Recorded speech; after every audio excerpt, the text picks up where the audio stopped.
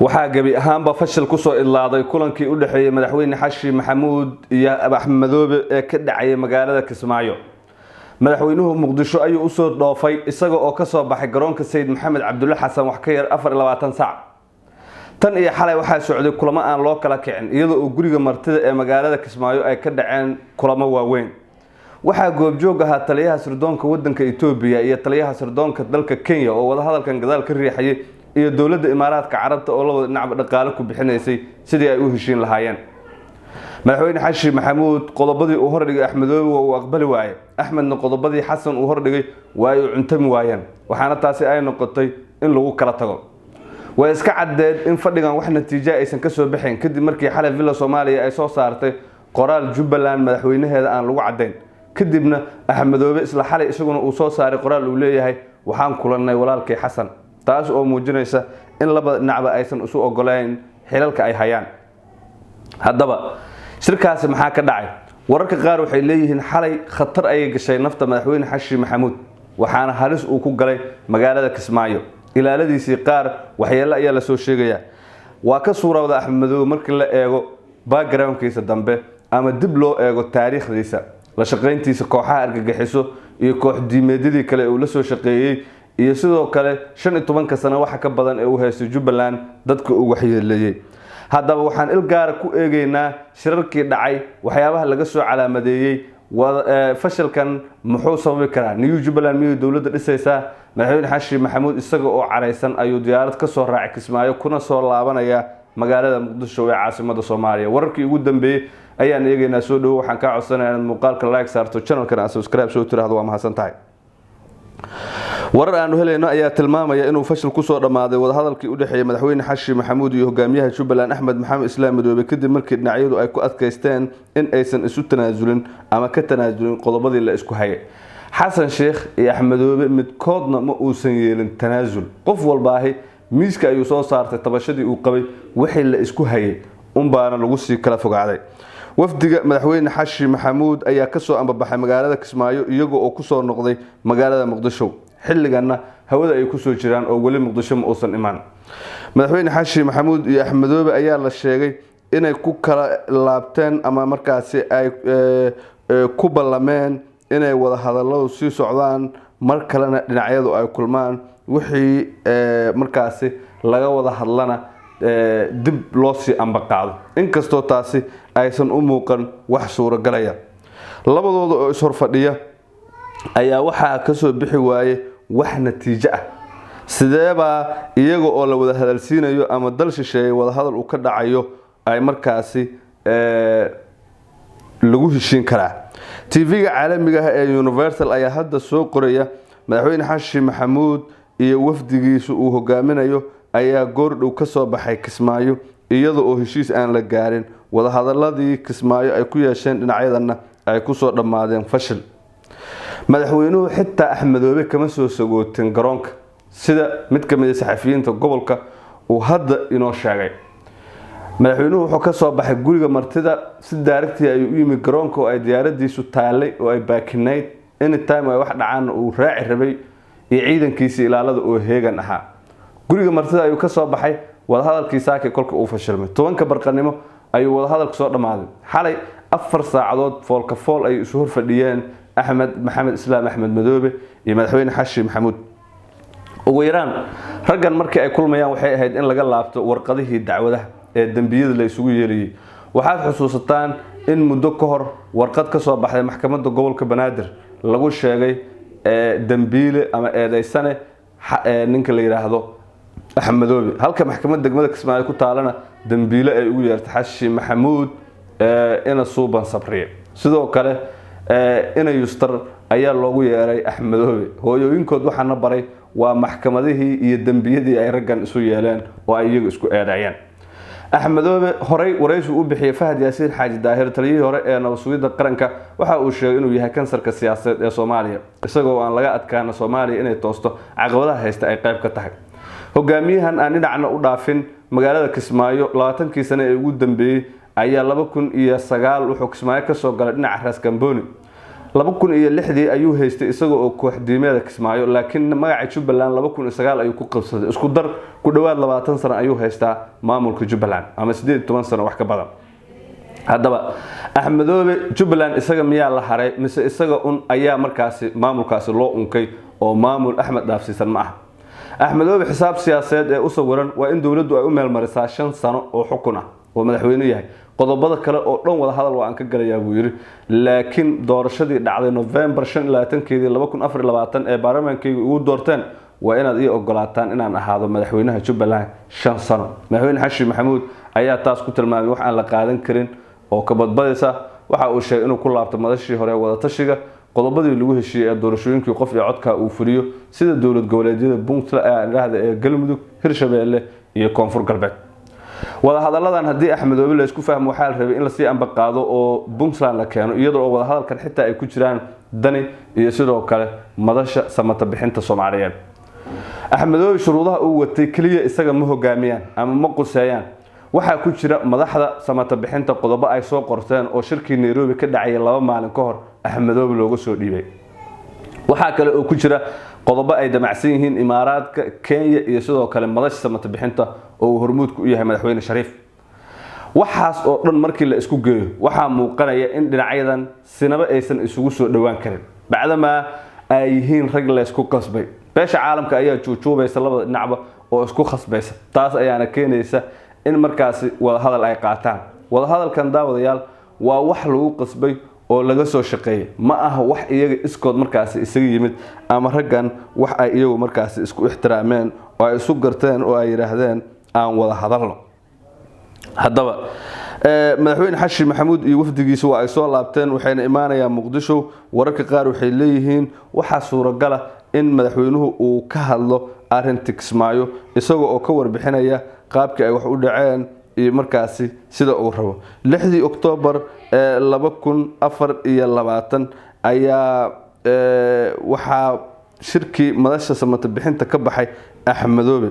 saakayna oo ay taariikhdu tahay 6 bisha Oktoobar 2025 waxa Kismaayo isaga soo tagay madaxweyne Xashi Maxamuud khilaafku uu sanad jirsaday Axmedoobe sanad ka hor Muqdisho ayuu joogay isagoo oo qayb ka ahaa shirkii madasha samata bixinta 6 Oktoobar ee sanadkaas 2024 ayuu ka baxay Muqdisho markaas ayaana ugu dambeysay Oktoobar markuu baxayna November doorasho qabtay oo baarlamaankii uu doortay golo wasiiro dhisay isaga madaxweyne iska dhigay waxa uu noqday maamul loo markaasi institutionkii loo baahnaa sameeyay 2025 si gaar ah 6 Oktoobar waa sanad buuxa kadibna Xashi ayaa isaga soo baxay shirkii Kismaayo waa maadays adduunyadu dadkuna waa ay matalayaan madaxweyne Xashi Maxamuud waxa la rumaysan inuu yahay ninka ugu dulqaadka badan madaxda Soomaalida ah wada hadalna wax ku xaliyay inta badan ee aan xalka xabada la raadin laakiin Axmedoobe uu yahay nin jabhada oo soo dagaalamay isla markaana koox diimeed kala duwan ka soo tirsanaa si gaar ah kooxda argagixisada Al-Shabaab haddaba maxay ka dhigan tahay in madaxweynihii qaranka Soomaaliya Kismaayo dharaar cad uu ka soo tago waliba 24 saac wax ka yar shalay barqadii ayaa lagu soo dhaweeyay halkaas maanta barqadiina waa uu ka soo baxay taas oo muujinaysa in wada hadalku uusan aad u miro dhalin ku dhawaad 3 ilaa 4 cisho inuu halkaas ku sugnaado madaxweyne Xashi Maxamuud wada hadaladuna miro dhal ay noqdaan ayaa la sii rajeynayay raggan waa aad dareemaysa inay yihiin rag beesha caalamka isku qasbaysa sababtuna waa in mid walaalkay Xasan uu leeyahay midna uu leeyahay Jubbaland madaxweynaheeda maba aqoonsani oo villa Soomaaliya xariiq qoraalkii ay soo daabacday ay dad badan su'aal iska weydiiyaan sidee baad u aragtaa adiga ahaan Jubbaland sida hadda ay tahay ma ku sii jiri kartaa maxaa dhici kara hadii Axmedoobe uu markaasi ku sii adkaysto go'aankiisa ma laga yaabaa dawladdu inay ku duusho Cabdirashiid Janan iyo ragay kale ee jabhadda ahaa ee ku sugnaa deegaanada gobolka Gado colaadda ma sii wadi karaan maxay ku dhinteen wiilashii Soomaaliyeed ee Ras Kambooni lagu xasuuqay iyo kuwii balad Xawaluuq iyo Doolowba ku geeriyooday dadkii Soomaaliyeed maxaa xayiraada loo saaray oo diyaaradihii gobolka ka shaqeynayay loo xanibay sida Baardheer iyo meelo kale hadiiba mar madaxdan ay gogol wada fariisanayaan ha isfahmeen ama yeesan isfahmin taasi shacabka waxba kama quseeyaan aragtidaada halka ay ku dambeyn doonto Jubbaland qaybta hoose ee faalada nagula wadaag waxaan ka codsanayaa inaad muuqaalka like saarto channelkana subscribe soo tiraahdo waa mahadsan tahay daawada awoodii iyo shuruucdii iyo xuquuqdii dawladda Jubbaland ay lahayd inaan qaadno oo aan anagu ka qaadno oo waxba garamaysaan anaga idin hayna ana diyaar u nahay ورا أديك كم مرة بعد هدان كله ورا أديك أنا كم مرة بعد إلى جبلان قبائل الصوماليات أو الدجان أو تراب بدنا أسوي مذا كل شيء تبى شوي واجرا وأنا جريان كوا ما أنت جرا دي لحاليا كوا كلا بري إيمانيو تذكر جبلان قدام بينتي وعن كل دردار ميا مدنمو السندقلان is أقبلت كم مرة إلى ذا وحكلم ورا أديك كم مرة بعد هدان كله ورا أديك أنا كم مرة بعد إلى ذا هذا كم مرة بنا لحظة ذا وحكى صوت على والله قرنيا كم مرة بيان لسدين سكة السؤال أنا جو عريسنا إن كل فريست وح إجا حرمة يمجران أنكرا ولا له ABCD أن كاتر سنة أنا قلنا إن مامولك يهجانك يقولياشا بنت جبلان إلى ذا إن نساعدنا ونقرب استاجنا وأن وحلا حلنا وأن وحلا فضوضينا أيان ديار أناه لكن أودي يشروع دي يحقوق دي دولة جبلان أي لهيد إن قادنو وأنا أنا وخا قادنو وحبا قرب ميسان أنا قاعدين هنا أنا ديار معين جبلان قبائل الصوماليات أو الدجان أو تراب بدنا أسوي مذا كل شيء تبى شوي واجرا وأنا جريان كوا ما أنت جرا دي لحاليا كوا كلا بري إيمانيو كوا كلا ما أنت كب إيمانيو ويجران دعوين بدن هذا بدن لكن جبلان أقار معه لكن واحد حلنا يباعين يا وحين وقدام بينتي مركب وحين رجينا يا أنا واحد حل أنا قلنا ديارنا إذنها مشروع قبل كجدو ديارنا هاي وحلنا هنا وتجينا ودحفر سنة دتك ودقي سنة تبشون كقبان وحيد داو هو اللي يقول أنا ما يكن أذكر اللي ذكرها ولانا وحيد دتك أوجا مقنا وروحنا كم مقن دتك هلا دقيستو هلا جا جوابه هلا تحكي دي ولانا إلا دتك النجي أو اسكت توصلنا ربناي ولا ليال قول يا خير إن شاء الله تعالى سوماليا النبضة سوماليا هشيسة دوني ده هشيس لا هدان هشيس نقوم وينه دوني ده لما يشي كرنا أنا وقرت أنا هشينه كده من دوني ده يشي كرنا أنا جا رئيس الوزراء جوري ولا شرني رئيس الوزراء أنت بحي جورجيس وتجي أو كل صور الشري مدحوينياشة ماشي جوجيان قدرني أو أتجي أو جورجيس وتجي أو جوني ولا صور الشري ما أنت تبنا أنكو جوجنو بالواس كسر نقول إن هذا سكو جوجنو شركنا نوفرية أيوة إسكبحي وبحي هذا الشيء واو عيو حنا رحمدو محاو بحي وبحي ويقول أنا ما حنون سنة هول نوايا كلا ضاد سنتها كان واقي كلا وا رأيي كان أنا وادي بيو رأيي يقوم دنا بس وحنا أنا ما ودي بقى ماشي سوا عبين كي وبحي أمو كان مغلنا سور ورسني إن أرنت تنزل لقى موجي يان كوبلنا وحان أنا أحمد نوجو ساعدو إلى 6 ساعة نوجو شركة وحرنا ولوكالة تجي دتك الصومالية سي أنا مسج فرين خلدان سي أنا أجارين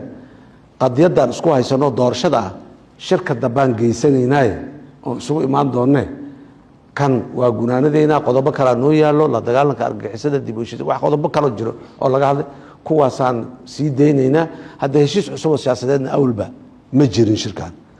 مركز 6 ساعات جوك مدي 6 ساعات دي لجارو ديار دار قاضو شركة واحرنا وديلي واتجي أحمد مركو تجميش ووعني وضبكعني وحان دعني أنكون ماذا أن وركي يضادي أن سيود وأنا جديدي ما وحنا أنا تعذب بل نيا وحي دا إسكاكر دا ديجسو بل نوسو نقو نما كان حتى وكسوغيان صوم نوكرو ده أنا قلنا مع الرجل كلو مدحوينياشا يا NCC دي قدامه جوريس أن سو جورنو أو أن كسماي كون ماذا ما يهدوا مشغول أنا هيو ليقوم إما كروده هاي والبا مدقة هذا قرما نوصل نقرن أنا جوا كرتيجنا عن بلانو أحمد وقت جاء إيمانا أنا اسكسر نقرن عن دهنا أيضا ودي وقت واوي بل دي بان اسكسر وحد دونا واسألك دونا وحين دون والأوك هذه والرؤان وذا هذا دور شذي واحد الأردي سنوك هذه والجود قاعد يسيس إدتك واحد وشيء يسجوج أنا سون ماذا أنا كون ماذا نو إمام دبجوك نك إلى مركي دباء أو ده تلفنا ده أنا قبوا وايو awaamirtiina uu iska sii wato imaatinkiina waa diiday ra-iisul wasaaraha waa tegaya soo dhahayo wuxuu si aanay dee faraha uga sii bixin anaa iri ha tegin joog markii dambe waddadaasaan soo marnay ninkaasi muddadaasuu ku leexday meeshaasuu maray dowladda markaa laba khiyaaraa hor taalo axmedaa barnaamijkii doorasho qof iyo coda in la gaaro iyo constitutionkii la review garaynayay ee afar jabtaroo ka mid oo lasoo dhaafay ayn doorashadan iyo nidaamka xisbiyada iyo waxaana jabtarada la sharciyeeyey oo la ansixiyey oo baarlamaanku u codeeyey ayay ku yaalaan haddii waxaan ka bedelno waa inaan dastuurka horta u noqonnaa oon wax ka soo bedelnaa haddii aan marka labada khiyaaroon hor yaal waxay ahayd inaan waxaan intaan iska dhaafno doorashadii dadbanayd aan u noqonno oo aan dhahno qof iyo cod meeshasay ku dhammaatay oo markaan dhinac walba ka rogna ay noo muuqatay haddii go-aankaas la qaato inay adkaan doonto mar dambe in qof iyo codaa loo soo istaagaya waa markii labaad ayadoo dastuurka ku qoran tahay 24 sano aan dhaho sanadkan hadda waa kii 14aad umanayna dastuurkii 2012 la ansixiyey ee kumaalgaarida nooga baxay maanta aan haysano ee kumaalgaarka lafsidiisa ah ayay ku qoran tahay doorasho qof iyo cod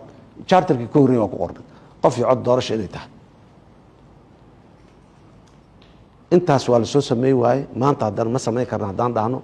dee waa uun bes waa meeshaasay ka fadhi baranay raggii kale waa iswarsanay war dalku in ay doorashada 100% ka wada dhacdaahe shuruud xiraysa ma jirtee intii laga qaban karaa laga qabto inta dhimanna beriyaa laga qabana hadda waad aragteen somaliland iyadu waaba xaalkeedu mar hor ahay waana qabatay weliba somaliland maanta hadda doorashaa ka dhacday siday u qurux badneyd iyo sida dadku usoo baxeen iyo sida loogu loolamay iyo kulli dadku waa la wada arkayay waa arkeyna laakiin dadka soomaaliyeed waxaan rabaa inay dib u noqdaan doorashadii ugu horreysay somaliland ee dhacday inay ku noqdaan madaxweyne cigaal allahu naxariistay intuu joogay inay heedaan umalaynaya dib ha loogu noqdo doorashadii koobaad iyo tii labaad ee somaliland ka dhacday siday u ekeed hala fiiri war wax kastoo bilow ah 100% bakeerigu waa buuxaa iyo waa eber waxbaa u dhexeeya puntlandna qabatay doorashadii dowladaha hoose 3 jeeray kala qabatay dhammaan waa ugu hambalyeynay markastoo la qabta hambalyaan u diraynay oo dadka soomaaliyeed inta saf soo galaan ay sanduuq cod ku ridaan yacni wax fiican oo qurux badanay ahayd waa ugu hambalyeyn waa ku bogaadin magaalada gaalkacyaa nusna doorasho laga qabtay nusna anaan laga qaban oo isku dabeecada oo isku dada oo maxaan ku raadayay isku qaab nololeed ah oo isku amni ah oo ilaan waa jir barbarna qanda ay ka hayso barbarna ka fiyow ma jiree meel aan dalkan ku taalloon doorasho lagu qaban karin waa meeshii shabaab uu ka taliyo iyo dabcan meeshii siyaasiyiintooda markaas ay diidaan qabo waryaa doorashada qore inta la isu qaato layskuma dhahayo sidaas daraaddeed annaga waxaan go-aansanay dalka doorasho inay ka dhacdo meel allaale meeshay ka dhici karto cid allaaliyo cidday khusaysana inaan u gelino barino raalli ahaw dhahno maslaxayno wax kastoo aan doorashadii aan la qabanin aan ka ahayn aan ku maslaxayno doorasho toos ayaan la qabanayna doorashadii dadbanayd ha loo noqdo